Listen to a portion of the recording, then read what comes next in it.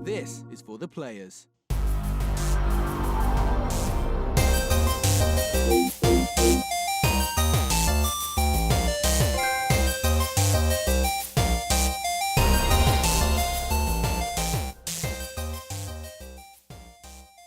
I'm Ryan Betson.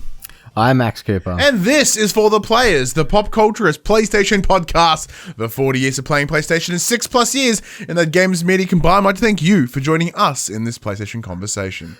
This PlayStation conversation happens every Monday morning at 8 a.m. on podcast services, including Spotify, and 9 a.m. on those YouTubes. If you'd like to join in future conversations, please check out our socials, our Discord, Facebook, Instagram, Twitter, all the links in the description below. If you want to join the conversation as it happens, head over to twitch.tv/thepopcultures where you can watch us record this show live. We can get in the chat and, give us your thoughts on the things that we are discussing.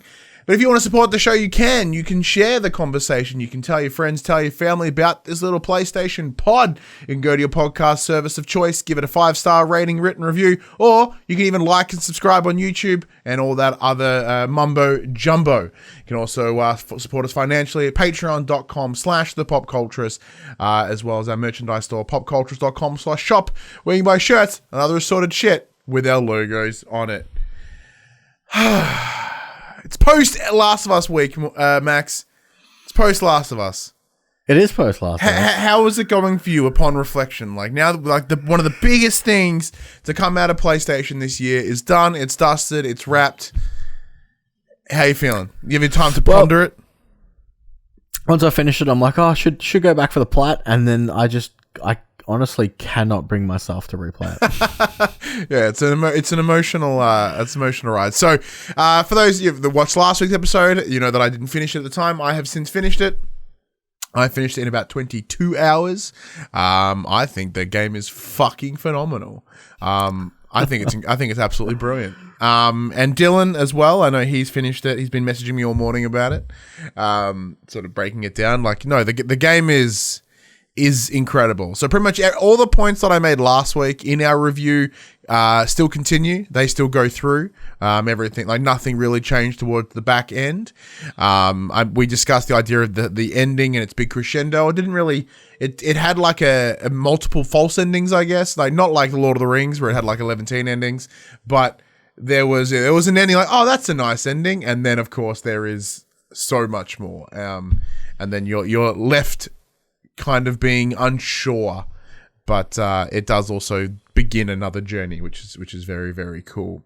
That's not too spoilery, I hope. But speaking of spoilers, though, hopefully this week you guys will get our Last of Us Part 2 Spoilercast. It'll be Max, it'll be myself, and I've reached out to an old host of this show.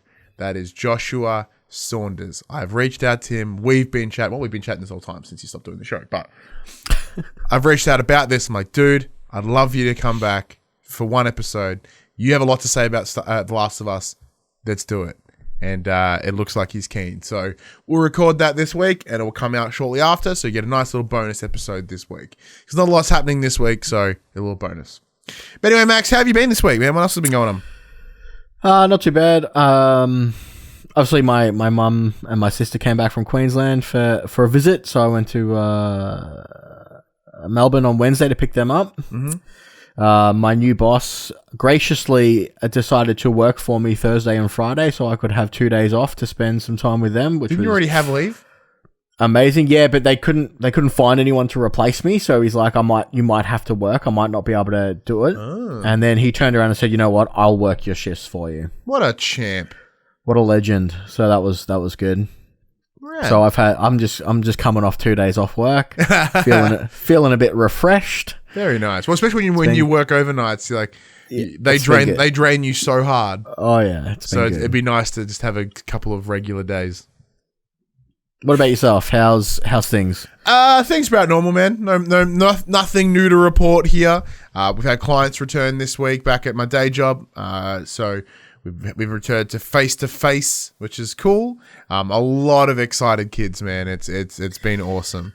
We've been talking and all stuff online, but having them back in person, it's a whole different energy, and you can tell that they've missed each other. They won't say it, but you can tell they've missed each other. It's awesome. Are you in the new space yet? Or? Yeah, so like we've got two spaces now, as we discussed last week. Yeah, so the new space is good to go. I got the old space set up to have more clients come Monday.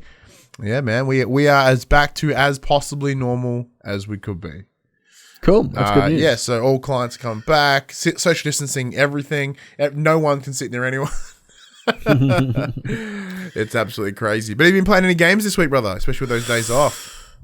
So I'm still I'm still playing Valorant, the League of Legends first-person shooter. Still loving that. But other than that, not too much. I dove back into Persona 5 for a little while. Nice. I saw you play Fortnite the other day. And I'm back on the Fortnite season 3. Yeah, I'm gonna go season 3, chapter 2, season 3. Man, Aquaman is a skin, and they pulled me back in because it's the likeness of Jason Momoa, and I was like, damn, I'm gonna be all up in that. Oh, that's right. Any chance that I can get to be all up in that Momoa. The Reverend Puck goes, but did you watch the Nolan movies in the Fortnite? We're gonna get to that surely. That's we're gonna get to that, but no, because they weren't available in Australia. Boo earns. I myself, I have had a bit of an interesting week in terms of the games. I with the release of Star Wars Episode 1 Racer, I picked it up. Like $22. I'm like, cool, I've only bought this game 7 times. So I bought that again, and I streamed that last night. So that's Friday at time of recording. So I streamed it for like 4 hours, 3 hours on Friday night. Played it small this morning, got credits, did it all. I was going for the plat run because it is quite an achievable platinum. You can get it done in about that 4 hours. However, there is one missable platinum, and that is upgrade your racer to the best you can, your pod racer. The difficulty around that is that once you win the race, you cannot return to it. Well, you can return to it, but you won't get money. So I was buying upgrades throughout, but not the right upgrades. So I didn't save up to buy the best turbine, the best this. So that trophy is fucked for me now. So if I wanted to get that trophy, because like that's it. I have like 2 trophies. Well, I have 3 trophies. I have the platinum. I have the upgrade your pod racer completely, and I have destroy 10 pod racers with Sebulba's weapons. So Sebulba, you know, the weird looking dude in the orange pod racer from episode 1, he has the thing where he launches fire out the side of his racer. So you get a trophy for destroying 10 other pod racers with it. I've done like 3. I know. He's the last thing you unlock, so you got to kind of go back and do what you need. But yeah, that's it. And like I'm this close, but I'm like, fuck, if I have to replay the whole game again, like another 4 hours just for that one trophy to unlock all the crap, is it even worth it? Depends. Does the game hold up? Yes and no. So it does. Like it holds up because it is exactly the game that it was, for better or worse. And that part I really like. The cutscenes, trash, absolute trash, because they haven't been redone. So this is not a remake. This is by far a remaster. So when you're playing the game, though, it only had one track that had a hiccup at the start, and it's only whenever there was the 2 race, like I bumped into another racer right at the front, right? Other than that, it's like smooth as shit. Like you can really tell that it's like 64, you know, PC, like early PC builds, because like it's very polygonal. It's very smooth, and like it's like high def, but as high def as a square could be. I did have some moments. There were wig out moments. So when the race starts and you look back at the grid and you see all the pod races lined up, some of them, like the engine's circular, but the asset was square. So there's the circular part, but then there's these black points just coming out of the side. So there's a lot of like clipping and sort of, just assets moving through each other, which is a thing of the age of the game. I couldn't tell you whether that happened in the original version because it's been so long since I played it. Best I could just probably check the PC version that I have. But yeah, other than that, it runs fine. It runs great. You know, like for what it is, I wouldn't expect it to run any bad, worse. Sorry, but I'm happy with it. Like it's what I wanted. And do I want to do it again though for that one trophy? I don't know. I feel I should. It's like 2 trophies, man. It's another plat. There's another plat. I only got 7 of them, so I got them rookie numbers. What's your plat numbers? 3, I think. Nice. Additionally, the other game that I've been playing, which isn't on PlayStation at all. Oh, actually, so I also bought Bully or Canis Canum Edit, and I also bought Resident Evil 0. They were all both on sale. I was like, Resident Evil 0 looks cool. I want more Resi. Bully's dope game, and with trophies, I want to give that a go. But I've been playing Story of Seasons. So, for those who don't know, Story of Seasons is the same team that made Harvest Moon back in the day. Now under a different distribution arm, no longer working with Natsume. So they're making games over there. So Story of Seasons was originally a 3DS series. They had 2 on there. They had Story of Seasons and Story of Seasons Trio of Towns. They've got Story of Seasons Doraemon coming a little bit later in the year. I don't know what Doraemon is. Apparently it's some sort of anime thingy. I got no idea. But right now, I have been playing Story of Seasons Friends of Mineral Town. Now this is where it gets exciting, Max. Friends of Mineral Town is a remake of the Game Boy Advance game Harvest Moon Friends of Mineral Town, which itself is a remake of the greatest game of all time, Harvest Moon Back to Nature. This is my favorite game to have ever been made. So I am essentially playing the closest that I will ever get to a current gen remake of Harvest Moon Back to Nature. And it's review embargoed for another couple of weeks. But I can talk about previews and impressions, and my first impressions here right now are, I put it on Twitter. I'm in love. The game is great. Like the music is hitting me. Like I'm going to put it out there. I'm unapologetic here. My impressions of this game, my preview of this game is through rose-tinted glasses. It is through nostalgia. It is through a heart of warmth for this franchise. So take it with a grain of salt. But even if you don't believe what I have to say, fuck yeah. I think it's awesome because it hits me in all those feels. And I'll go into it more when the review comes around because it is on Nintendo Switch. So it's not actually should be part of this show. But that's been what I've been playing the last couple of days. So big thank you to Turn Left for hooking me up with that one.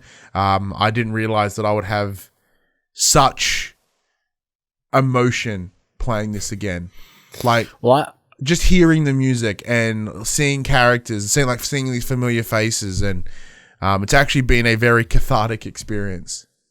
Well, I've only played the SNES version of Harvest Moon. Yeah, and I loved it. But I haven't played one since, so I highly recommend. I think you should get on this, mostly because it's pretty tight. Back to Nature is the game that I play at least once a year. Like it's on my Vita, so I pull it out the Vita occasionally. And just like I know at the back of my hand. So there are some differences, of course, compared to the original, but we'll talk about that in the review. That's a big downline. That'll be its own separate little video. With it being a Switch game, we won't incorporate it into this show. I'll edit and script something which I don't normally do, but I think it deserves it.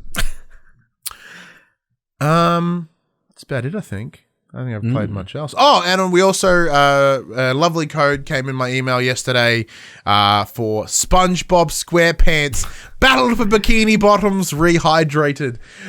So I'll be playing that with James. So big thank you to Koch Media. I'm not sure how to correctly pronounce them. I'm pretty sure it's Coke. So thank you, Koch Media, for that one.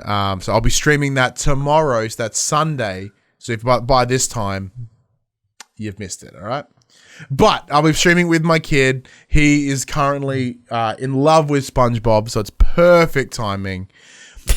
Dash. He knows how to spell it. I know how to spell it. Doesn't help. Like cock with a sh. Like cock with a sh. Like kosh. Like kosh. Like Koshi. Like from Sunrise. Okay, I don't give a shit. It's an interesting way to say it because like there is like the Koch Media in the US, then there's exactly like Koshi. So Kosh. All right, Kosh Media. Thank you, Kosh Media. So I'll be streaming that with the kid. So like he has like input. SpongeBob has come back weird and hard in our house. James watched the movie fucking 5 times in 24 hours. So he's probably super, super keen. And Mad Dog says Koshi Mania. Not Kofi Mania, Koshi Mania. I'm very keen to check that out. I didn't play it back in the PS2 days, but it's well regarded. I also want to play something with my kid. So it's a big thing for me. Anyways, sounds like a blast. It should be a blast, hopefully, and it'll be on stream, so you guys can see me play with my kid because he'll get really, really excited, and it's awesome because he's getting so much better at games now. Like he can play, all the usual games that he's been playing, like Paw Patrol and Untitled Goose Game and all that, and even Mario Kart. He's been playing on my old 3DS. Like he can do it without even thinking now. I was gonna say, is he still wrecking your island? No, he doesn't play. I put him on Animal Crossing, but he knows now because it's the best thing about kids. Like he's like, I don't dig holes, Daddy. Like, no, don't dig holes. Like, okay, can you do fishing? Yeah, go fish. So he just fishes up a storm. Doesn't catch anything, but he has fun. Like he knows what he can and can't do on the island, which is very kind. But yeah, so yeah, he's very, very like. His cognition has gotten higher, and I've frozen, haven't I? Yes, I have. I think you've only frozen on Discord. That's right. Let's do this. You should be fine on there. So he's. Oh no, because I'm screen sharing from Discord to this, so that's what I find. So he has like the ability to sort of make it work now. So he can do pretty well at Mario Kart. So I'm just gonna, when I stream with him, he's gonna sit on my lap and he's gonna play it. Like I'll help him where I can, but I'm just gonna leave it up to him. I mean, let's face it, you're not going to be that much help anyway. Oh, shit, no. Oh, not at all. But anyway, let's get into the section we call Inform the Players. We tell you about what happened this week in PlayStation. Let's kick some stuff off with the Night City Wire live stream from CD Projekt Red. Let's talk some Cyberpunk. So, we got a 25-minute live stream. Not only did we get some game previews, some story beats, but CD Projekt Red also announced that a Cyberpunk anime is in the works titled Cyberpunk Edge Runners. It's being produced by Studio Trigger, the Japanese company behind Kill la Kill, targeting a 2022 release on Netflix with a run of 10 episodes. Looks pretty cool. I imagine that. Like, see, Cyberpunk is your wheelhouse, Max. That's what you're loving. That's what you're excited for. Yeah. And now there's an anime in there. I imagine you are double hard for it now. You are like rock, but I got nothing. So they also dropped a new trailer which runs for about 2.5 minutes, and all the footage apparently takes place in just the prologue of the game. So nothing that's in that trailer is too spoilery because it all takes part in the prologue of the game. The story information we got is basically where the overlying mission of the game is you're trying to find a special chip that can provide eternal life. Okay, so you're on a quest for immortality. Running the Philosopher's Stone. I feel it. Oh yeah. I feel it. The gameplay we got to see revolved around the new mechanic they called brain dancing. It's similar to the detective mode from the Batman games. Yeah, just in Cyberpunk 2077. Thank you for putting it into something I understand. I appreciate it. So you can study, scan, discover extra details surrounding a person's memory. Mm-hmm. The footage they showed was there was a murder scene and you were kind of reliving someone's memory and you were trying to work out who the murderer was from the information given. They also announced at the end of the stream that there will be another Night City Wire live stream in a few weeks for more information. Very nice. So did this do all the things for you? Yeah, I mean, it showed more gameplay. The gameplay that it showed was also surpringly... some games media got hands-on with it. Yeah, so I know Skill Up is probably a local. Actually, I know Alana Pierce got on it as well. So they sort of had this Q&A live, about 5 hours with it. I know Press Start did as well, if you want another local Aussie outlet. So the kind of general consensus was it felt very GTA-like because obviously you have that freedom of you can drive, there's vehicles, they were talking about attacking civilians, and if you attack civilians, essentially like a police force system similar to that of GTA, but they described it as not being too overly what's the word I'm looking for? Aggressive. So they mentioned like I had to jack 2 people to steal their car, and the police kind of didn't chase me down. But if I went on a massive killing spree, they'd come and hunt me. Okay, so that the police do have a priority because they want this balance between, is it fun if you're constantly getting chased every time you do something like Mafia wrong? 2? Yeah, where like you just run a red light or slightly speed. They're like, oi! And it's like, oh. But all in all, it looks really good. They reiterated again that it is still definitely a current generation game, but it will look better on the next gen systems straight up at launch. Mm-hmm. But there will be a bigger, beefier update in 2021 to add all the bells and whistles of the next gen consoles. Yeah. Well, I'm still keen because with the delay, there's a bit more time to polish it or whatever they said. So sure. So from what they said, it's pretty much done. It's just they're just working on the bugs and the kinks at the moment. Everything's ready to rock. So before we went live, you were talking about how you wanted to pick up a chair. Yeah. So I'm looking to buy a new chair for my gaming area. So I'm looking at picking up a Secret Labs chair, and we're ZQ Racing affiliates. You're like, I'm going to get a Secret Labs chair. And they released a limited edition Cyberpunk chair, which sold out in 6 hours. I gotta see what the chair looks like. And I stupidly decided to wait and ask for permission instead of asking for forgiveness for just getting it. Lesson learnt, just do it. So it's basically the yellow, the front of it is basically the Cyberpunk yellow. It's got the Cyberpunk logo, and then on the back it's got the big devil demon face, the big demon face logo. Oh, okay, that's pretty sick. No, I can understand why I'd want it. It looks kind of rad. The yellow is kind of gross, personally, but compared with in contrast with the black and the logo, I can certainly see the appeal.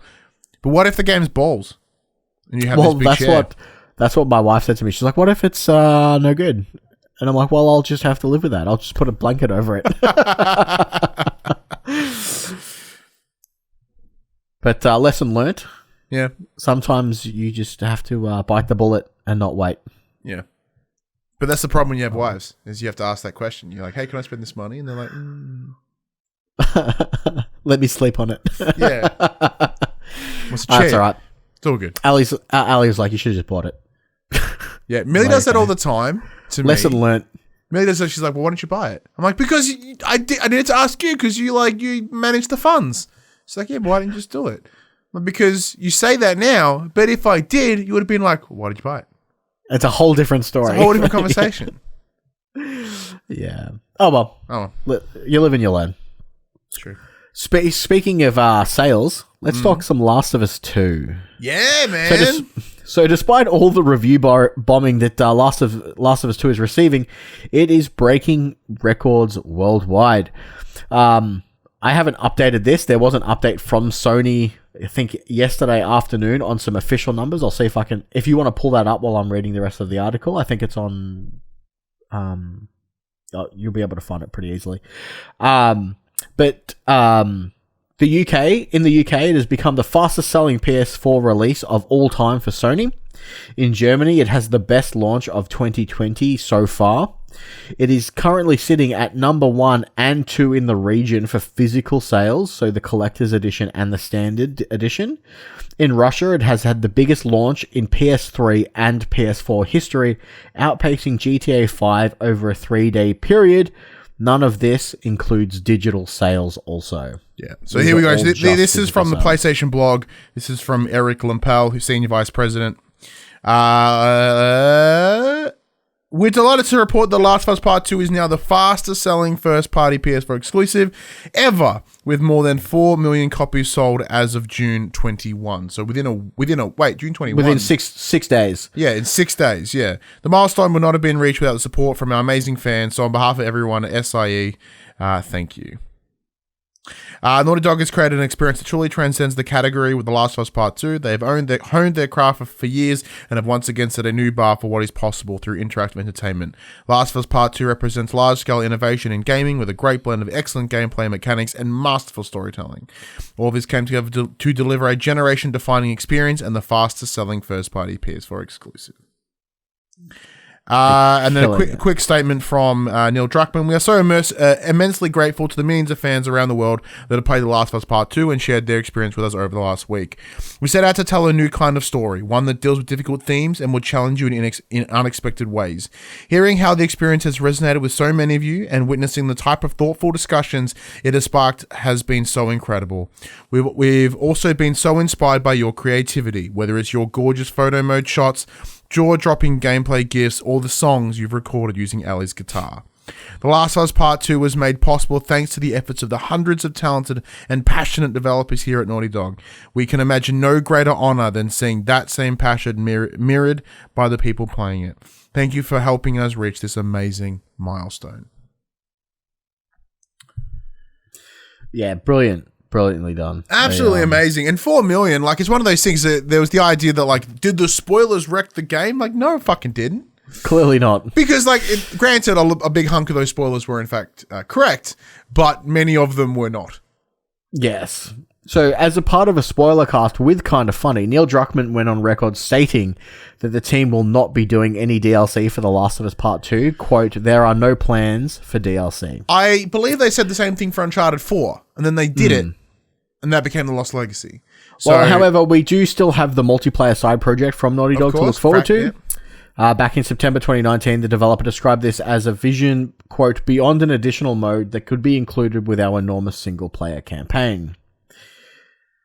So, I was a massive fan of The Last of Us Part 1's multiplayer, and I really hope that we get something similar for The Last of Us Part 2. Factions is dope. I never played it back in the day. It wasn't until I got recommended by Buddy Watson. He was like, you need to play Last of Us Factions. I'm like, get fucked. He's like, no, play it. I'm like, okay. And it was great. It's so good. It's really unique. Like, it is still a third-person action multiplayer game, but like the way it delivers some of its systems is amazing. Like the idea that you're fighting for your own camp and you are gathering resources and you're trying to keep them alive while also hitting all these points and mushing people in this arena. It's awesome. It's also kind of bad because if you have a bad game, it's like, oh, look, you had a bad game. Now 30 of your camp members have died because you suck. Yeah, and it's like it was out of your control, but they're all dead now. I'm like, it's a bit rough. And we also, despite all the great news and the fact that it's selling great, there is currently a change.org petition titled, quote, disrespect for every fan that waited 7 years for the sequel, describing the story as very bad. They want the petition as of recording currently stands at 14,000 signatures. People want the story redone because the internet is filled with jerks. You bunch of entitled fucks. You know, it's not up to you. All right? So please out there, look, everyone that's approached this, right? It's not up to you. You don't get to decide whether it should be rebranded, whether it should be cancelled, whether it should be rechanged. It was the decision made by Neil Druckmann and the team that that's how the story should be told. You don't have the right to make them change it because you are pissy about it. They believe that they were the decisions, regardless of whether you agree with them or not, they were the decisions that they have made. See, there's a dangerous precedent now, though, because we got Sonic changed. Yeah. We got the Snyder Cut. Spoilers, everyone. Justice League is still going to suck a bag of dicks. It's just going to be darker. Like in color palette, not in story, in color palette. They literally just swapped out fucking what's that prick's name? Steppenwolf. They replaced Steppenwolf. Like they literally the exact same shot. They just went. They got that Photoshop lasso, removed him, and then put Darkseid in there. That's it. It's the same fucking movie. It's not going to be better. It's probably going to be worse. And look what you've done. You think you won. But you haven't. At what cost? At what cost? And let me just do some quick math here for a second, right? All right, let me have a look. Let's see. So 14,000 divided by 4. You want to go the other way. Times it by 100. That's 0.35% of the people that have played this game. 0.35%. Fuck right off. Go do something better with your lives. No, like all jokes aside, nothing makes me I more agree. angry about the gaming community than people like this. Because if we sit, as I said last week, man, we sit here and like we and the collective gaming industry are like, we want to be better, we want to be bigger, we want to be, respected as an industry, as players, as people, as a community. And then we are constantly surrounded by fucking morons that do shit like this, that treat people poorly, that just do garbage things all the time to everyone, sit and complain, and then just become entitled. And Yeah. What's next? No, I agree. It's rubbish. Like, Ryan Hillturn confirmed, says Mad Dog. well, since you brought up the Snyder Cut, let's talk some movies and games. Oh, yeah, good So let's talk about Fortnite's movie night. Oh, yeah. Fortnite has been playing Christopher Nolan movies depending on where in the world you are. See, The three Let's put out there. Christopher Nolan movies aren't for children. Fortnite's for children.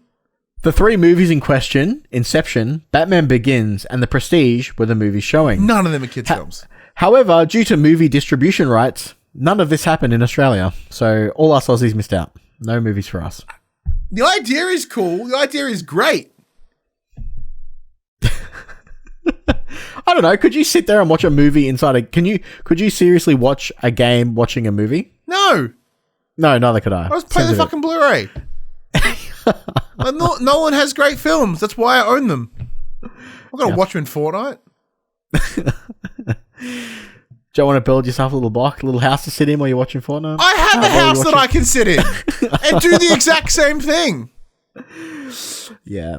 I mean, Fortnite has become such a platform now, considering, they're doing musical events now constantly. They're doing, movie nights now. It's really transcended that it's just a battle royale game. It is still just a battle royale game, though. It's a bunch of novelty shit on top. With a bunch of numbers. Hey, it's making millions. That's true. I can't argue that. I cannot argue that at all. Moving on from the Justice League, let's talk Avengers. Yeah. So a new trailer dropped for the Marvel Avengers single player. However, the single player seemed rather lackluster. The multiplayer, however, looked incredible.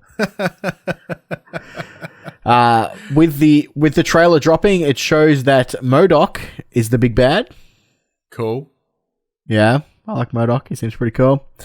Crystal Dynamics also announced that you will get the upgraded version for free on PS5 if you purchase the PS4 version.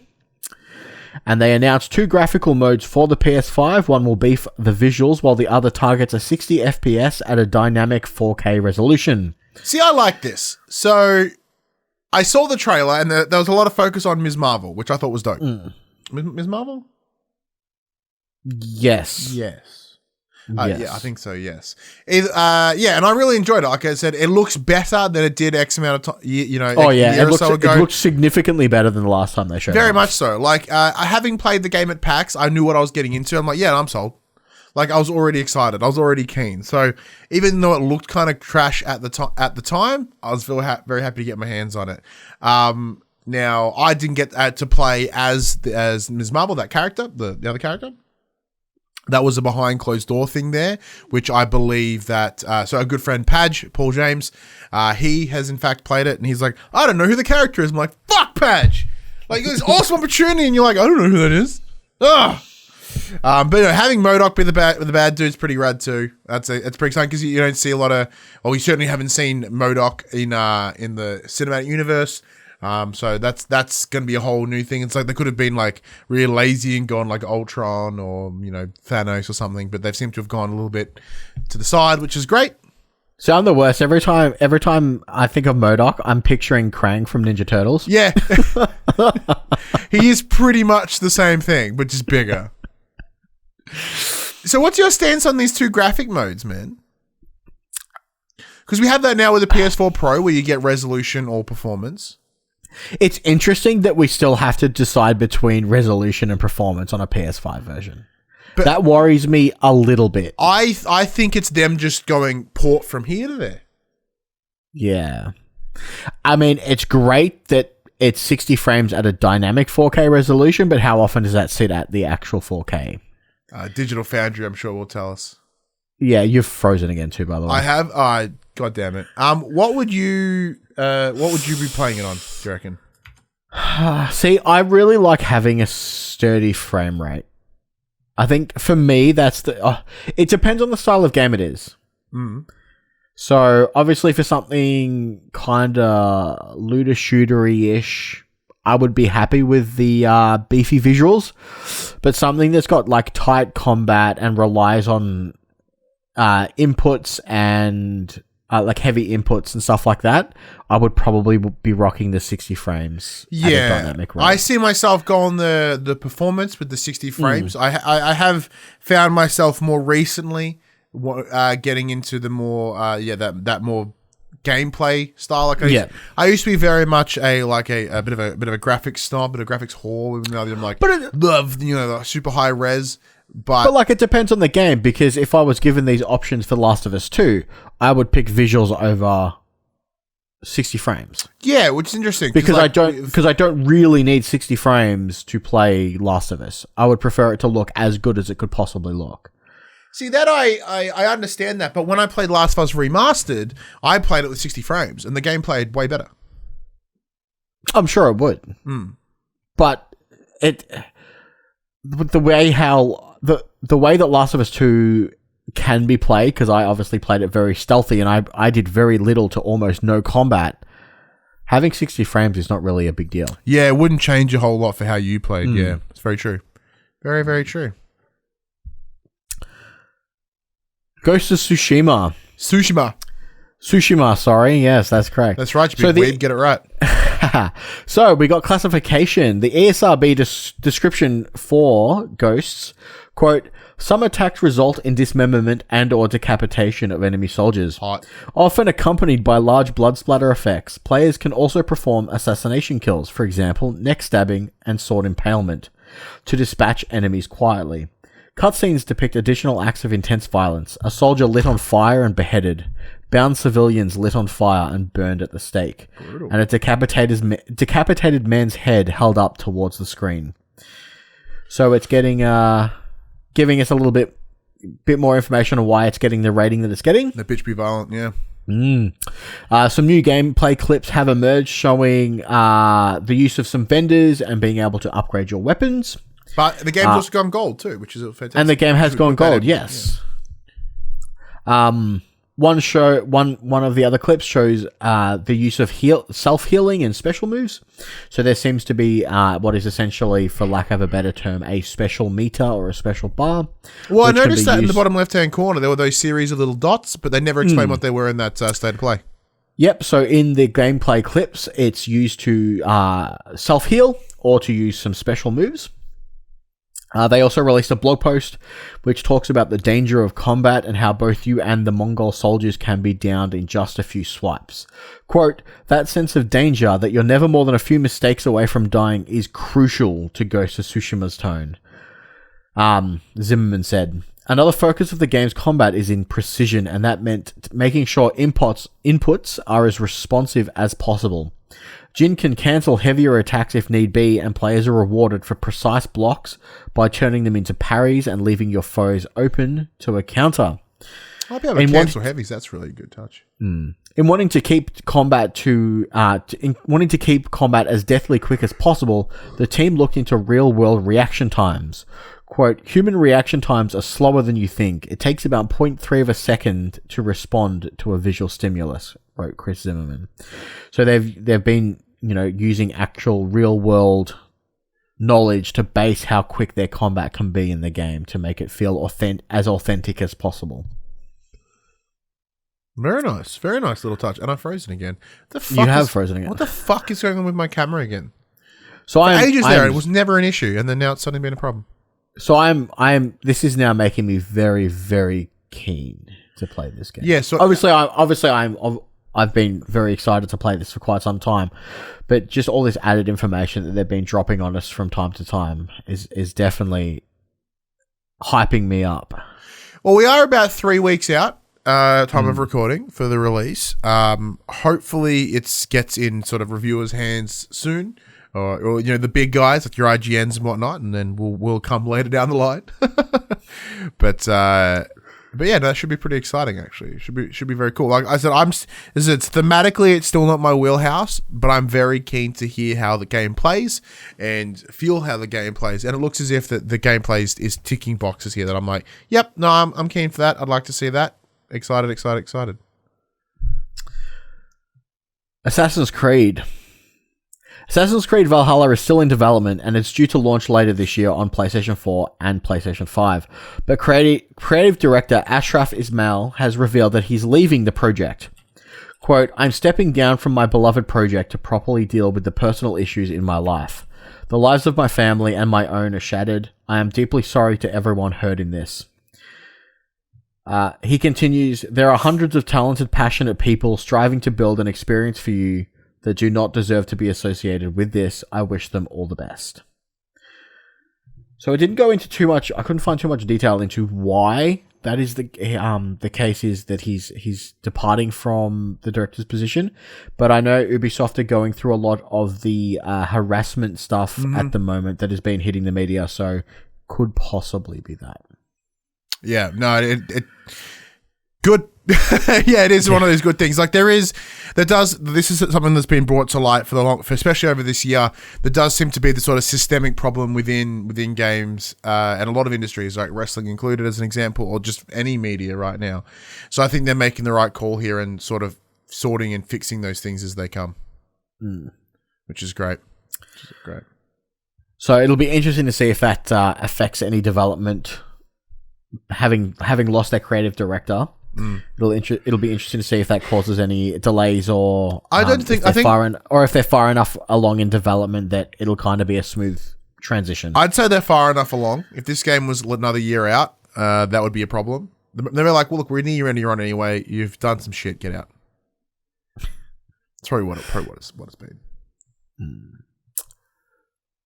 Quick biddies. Before we jump into the quick biddies, though, something made a return this week, and we want to bring it back into our news section. It's the best-selling games of the week. Now, we haven't done this in a very long time because PlayStation Australia just stopped doing it. I think there was a problem with the reporting. So here are the top 10 best-selling PS4 games in Australia for the week ending the 21st of June. In order: number 1, The Last of Us Part 2. Number 2, The Last of Us Remastered. Number 3, Horizon Zero Dawn Complete Edition, which you picked up, Max. You're responsible for that. Number 4, Call of Duty Modern Warfare. Number 5, GTA 5. Number 6, FIFA 2020. Number 7, NBA 2K20. Number 8, Star Wars Jedi Fallen Order. Number 9, Need for Speed Heat. And number 10, Spider-Man. GTA 5 is never dropping out of that list. It's never getting out of there. Well, it's cool. Now that it's coming out for next-gen consoles as well, it's never leaving that list. No, not at all. But additionally, there seems to be some sales there, right? Last of Us 2, complete sense why it's number 1. Last of Us Part 2, Last of Us number 1. Second, total sense. Spoo's coming back in there, probably at the hands of the Miles Morales DLC announcement. And then GTA is always on sale. Fallen Order's on sale right now, I think. And NBA is always there until it's not. Horizon was also on sale. Yeah. It went on sale shortly after the State of Play. Yeah, and I imagine the State of Play was one of those. It was like things that sort of $16 for the complete edition. It was an absolute steal. So how much time have you put into that? Not a lot? Not a lot. I just finished fighting the first Thunderjaw, which was a lot harder to deal with than I remember. Oh yeah, big time, right? But we got there. Yeah. Let's dive into now we get into some quick biddies. First-person puzzler Superliminal launches next month. So this is the what's the word I'm looking for? Is that weird perspective one? Yeah, it's the perspective game. Yeah, yes, we saw that in a State of Play a little while ago. That was cool. THQ's Biomutant showed a little bit more, but still has no release date. I think we saw that at last year's E3. Yeah, it was a pack. It was playable at PAX as well, and who knows? Yeah, still has no. It got delayed indefinitely at some point, so I guess they're maybe a bit further away than they anticipated. Action RPG Tales of Arise has been delayed with no new release window given. Sun's Out, Buns Out. Overcooked 2 DLC is out next month on PS4. Oh, what a fucking name. You're getting my money just for that name. Sony will currently pay you to hack the PS4 and PSN and report its flaws. You might want to Expand on that one. So basically, they put out a post, and they want you to try and find any vulnerabilities in the PlayStation Network or the PlayStation 4 itself. If you find it and they deem it worthy, they will fix it, and they will pay you up to $50,000 depending on how egregious the breach is. Damn! And then you put on some fucking watch list. Yeah. And then they ban your PlayStation Network ID. Yeah, pretty much. You can never play again. Like, well, you're fucked. Here's $50,000 to buy a new PlayStation. That's how they're getting all the hackers. That's it. Rumors: 2010's Need for Speed Hot Pursuit to be remastered. Lame. Coming Where's to Need for everything. Speed fucking Underground, you bastards? All right, that's one we really want. The Order 1886 dev Ready at Dawn has been bought by Facebook to join the Oculus team. Ew. Look, makes sense. Ready at Dawn have been doing a lot of work with Oculus, and like they were originally on the rumored list of studios that PlayStation would be purchasing. There was that, and obviously Remedy was on that list as well, and everyone's wanting them to buy Bluepoint. But yeah, like it makes complete sense for them to be picked up somewhere. And they've done a lot of VR work, so I'm not mad there at all. Tony Hawk's demo will drop August 14th. We'll have new and old skaters. Yeah, so with that, they announced they've got the Warehouse DLC, the Warehouse being like the first level of Tony Hawk's Pro Skater 1. If you do pre-order the game, you will have access to the demo. So it's like digitally or in store. They've announced that some newer skaters who I'm not familiar with, but one of them being Riley Hawk, so that's Tony Hawk's son, who's also a professional skater in his own right. So he's part of it as well, which is pretty cool. Yeah, so that I think they announced that they have all the old school, like the original pro skaters from the Rodney original Mullen, games, Chad Muska, and then Burnquist. they will have all the current pro skaters. Yeah, a bunch of new guys. Skate 4, they announced that they will be focusing on community and user-generated content. Wasn't much to that. Already doing that. Okay. I mean, they did that in Skate 3. You could build your own parks. You could upload them, download them, whatnot. Yeah, welcome to 2010, Fox. Spider-Man Miles Morales trailer is back on YouTube after the copyright strike last week. Still coming to happen. And PlayStation Plus is celebrating its 10-year anniversary next week. So hopefully that means we will get great PlayStation Plus games next month. Probably not. But that's about it for the news this week. It. Yeah, and once again, no big topic this week, man. It's just kind of... The big topic will be our Spoilercast coming later in the week. That's pretty much it. So, get ready for a big, long feast on Last of Us spoilers. But other than that, it's pretty low-key.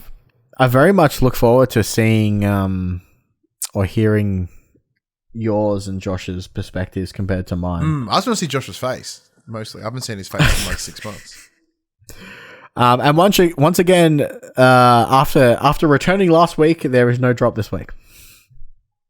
Congratulations, everyone. We can't even tell you what games are coming out this week. One game we can tell you that is coming out this week, though, is Iron Man VR. That's coming out at the end of the week. I have confirmation that we should be having a code coming early in the week. So I will test out my Move controllers again.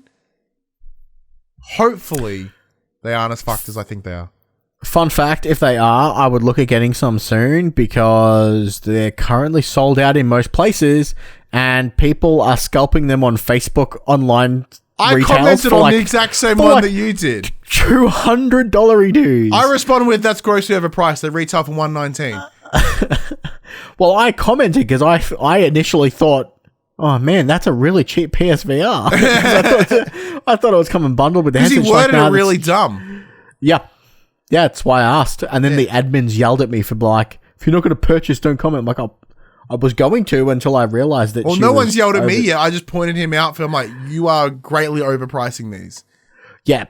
And no one done anything. So. I mean, they commented on the fact that they're overpricing them is because that's what everyone else is selling them at and you can't buy them in stores. Well, you can. They're coming in a week. So I think EB have them listed as 17th of July. Dude, I get so mad at Facebook Marketplace. No one has any true idea about what their shit is worth. The second that you purchase it, it is not worth what you purchased it. Basically, it's half at best. Yeah. Well, see, I decide in my mind what I actually want for it.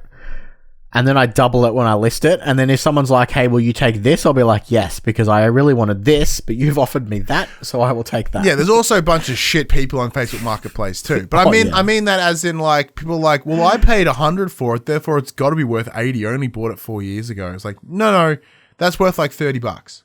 I mean, to be fair, what they're currently doing is like what they did with the mini SNES. People were buying them and then selling them for twice as much as they were buying them for in stores. Yeah, and if you're an idiot and you bought them, then you're an idiot and you shouldn't have money anyway. Yeah. Sometimes I hate people. Yeah, people can be the worst. People are people. People are garbage. Things never change. The internet is filled with terrible people. Anyways, that brings us to the end of this week's episode. As I've frozen in a sad face. Really, really short and sweet episode this week. So hopefully we have this spoiler cast. We got Iron Man next week. Yeah, I'm so keen for Iron Man. That'll be good fun to talk about. Yeah, man. Anyway, do all of that. My son's gonna love it. I can't sit down and play it. I have to stand up. I'll have to move my VR. Like standing. Yeah, I have to move my VR. Anyway, this PlayStation conversation happens every Monday morning at 8 a.m. on podcast services, including Spotify, and 9 a.m. on those YouTubes. If you'd like to join us in future conversations, please check out our socials, our Facebook, Discord, Instagram, Twitter. All of our links are in the description below. If you want to join the conversation as it happens, head over to twitch.tv/thepopcultures where you can watch us record this show live. It's awesome fun. If you want to support the show, you can. You can do so by hang on. If you want to support the show, you can, but you can share the conversation. You can tell your friends, tell your family about this PlayStation Pod. You can go to your podcast services, give it a star rating, give it a written review. Shit, if you're watching this on YouTube, give it a subscribe or a like or a thumbs up and bell and all that stuff. If you want to support us financially, you can. Patreon.com/thepopcultures or buy our merchandise, popcultures.com/shop, where you can buy shirts and other assorted shit with our logos on it. But until next week, I'm Ryan Betson. I'm Max Cooper. And that was For the Players. Pew, pew, pew, pew, pew.